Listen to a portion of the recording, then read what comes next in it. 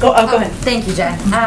On the violent crime spike that we've been seeing, there have been smash and grab robberies. There was the pretty alarming murder in the wealthy Hollywood neighborhood last week, and then an attack, a violent robbery in Pacific Palisades on Friday.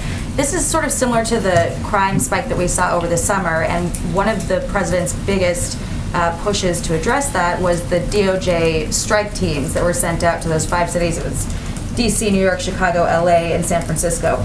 Since those strike forces were assembled in July, have they accomplished anything?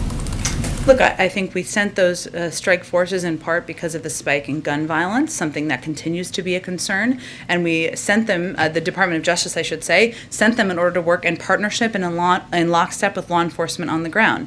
We've also recently taken steps. The Justice Department, the FBI, and federal law enforcement have been working with local jurisdictions, especially areas like Los Angeles, San Francisco, and others where we've seen a rash of break-ins, to offer their assistance and provide assistance through multi-jurisdictional task forces.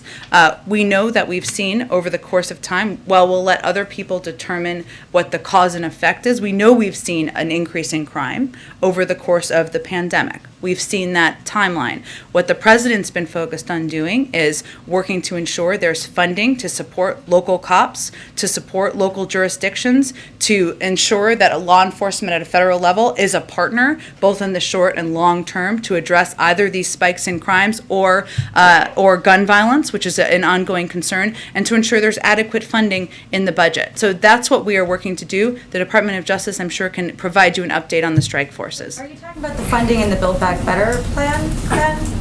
The funding in the president's proposed budget, which is an increase significantly over what former President Trump proposed. So are you saying that passing the spending plan would address crime then, in that way? Well, I'm saying that passing the president's budget, which is something obviously we want to get to next year, since we could only get to a short-term CR, has significant increase in funding to support police departments, support the fighting of crime, and a significant increase from former President Trump, and something President supports. And then is there any concern that not having an ATF nominee while all this is going on is somehow leaving vulnerability or a gap in leadership?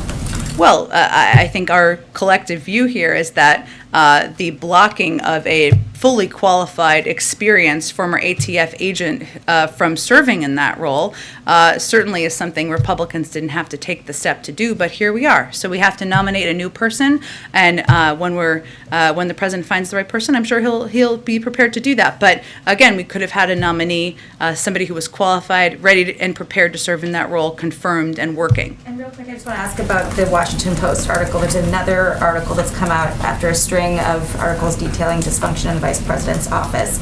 And then the director of operations put out a tweet today talking about how much he loved his job. There was a similar sort of social media push this summer following some negative headlines about ongoings in the vice president's office. Did anybody ask the deputy director to put out a positive tweet today, or was that all him?